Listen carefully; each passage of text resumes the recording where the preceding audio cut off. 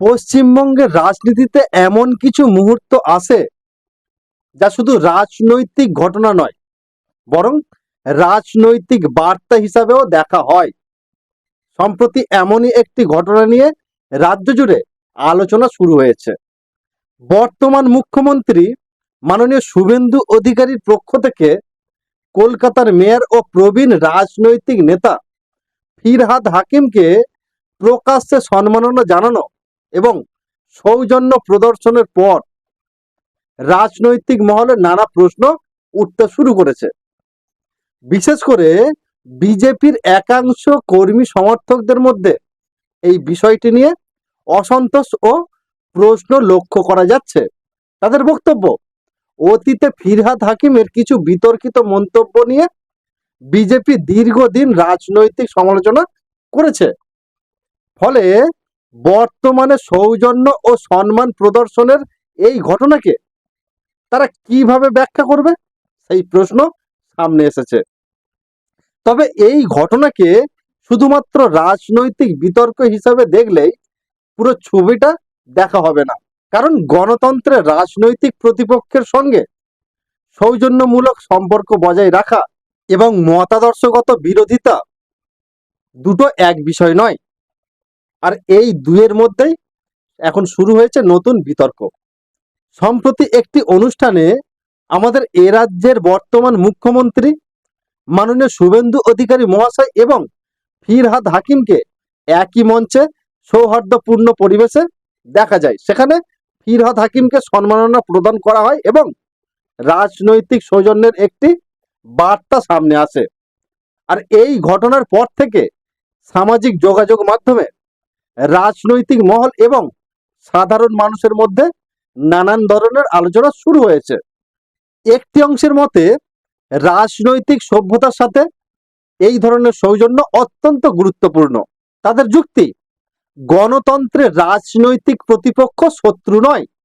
মতাদর্শগত বিরোধ থাকতে পারে, নির্বাচনী লড়াই থাকতে পারে, কিন্তু ব্যক্তিগত সম্পর্ক বা সাংবিধানিক সৌজন্য বজায় রাখা একটি সুস্থ রাজনৈতিক সংস্কৃতির লক্ষণ। অন্যদিকে বিজেপির কিছু কর্মী সমর্থক প্রশ্ন তুলছেন, অতীতে ফিরহাদ হাকিমকে ঘিরে যে সমস্ত বিতর্ক তৈরি হয়েছিল সেগুলোর প্রেক্ষাপটে এই সম্মাননা দেওয়া কি আদৌ সঙ্গত? এই প্রশ্নের পিছনে সবচেয়ে বেশি উঠে আসছে ফিরহাদ হাকিমের একটি পুরনো মন্তব্য। তিনি কয়েক বছর আগে একটি ধর্মীয় অনুষ্ঠানে এমন একটি বক্তব্য দিয়েছিলেন যা নিয়ে ব্যাপক বিতর্ক সৃষ্টি হয়। সমালোচকদের দাবি ছিল যে ওই বক্তব্যে তিনি বলেছিলেন যে যারা ইসলাম ধর্ম জন্মগ্রহণ করেননি তারা দুর্ভাগ্য নিয়ে জন্মগ্রহণ করেছিলেন। তবে এই বক্তব্যকে ঘিরে পরবর্তীতে নানা ব্যাখ্যাও সামনে আসে। ফিরহাদ হাকিম নিজে দাবি করেছিলেন যে তার বক্তব্যের ভুল ব্যাখ্যা করা হয়েছে এবং তিনি কোনো ধর্ম বা সম্প্রদায়কে অপমান করার উদ্দেশ্যে এই মন্তব্য করেননি। তার সমর্থকদের বক্তব্য ছিল বক্তব্যের একটি অংশকে আলাদা করে তুলে ধরা হয়েছে এবং সম্পূর্ণ প্রেক্ষাপট বিবেচনা করা হয়নি। কিন্তু রাজনৈতিক বাস্তবতা হলো, একবার কোনো বক্তব্য বিতর্কের কেন্দ্রবিন্দুতে চলে আসলে তা বহু বছর ধরে রাজনৈতিক আলোচনার অংশ হয়ে থাকে। আর তাই আজ যখন রাজনৈতিক সৌজন্যের অংশ হিসেবে তাকে সম্মান জানানো হয়েছে, তখন সেই পুরনো বক্তব্য আবারও আলোচনায় ফিরে এসছে। সোশ্যাল মিডিয়ায় অনেক বিজেপি সমর্থক প্রশ্ন তুলছেন, যদি অতীতে ওই মন্তব্যকে বিজেপি কঠোরভাবে সমালোচনা করে থাকে, তাহলে বর্তমানে সেই একই নেতাকে সম্মান জানানো হচ্ছে কেন? আবার অন্য একটি অংশের বক্তব্য, রাজনীতি শুধুমাত্র সংঘাতের জায়গা নয়। একজন রাজনৈতিক নেতার সঙ্গে মতাদর্শগত বিরোধ থাকা মানেই তার সামাজিক বা প্রশাসনিক অবদানকে অস্বীকার করা নয়। গণতান্ত্রিক ব্যবস্থার বিভিন্ন রাজনৈতিক দলের নেতাদের মধ্যে সৌজন্য বিনিময় একটি স্বাভাবিক ঘটনা। এখানে আরেকটি গুরুত্বপূর্ণ বিষয় রয়েছে।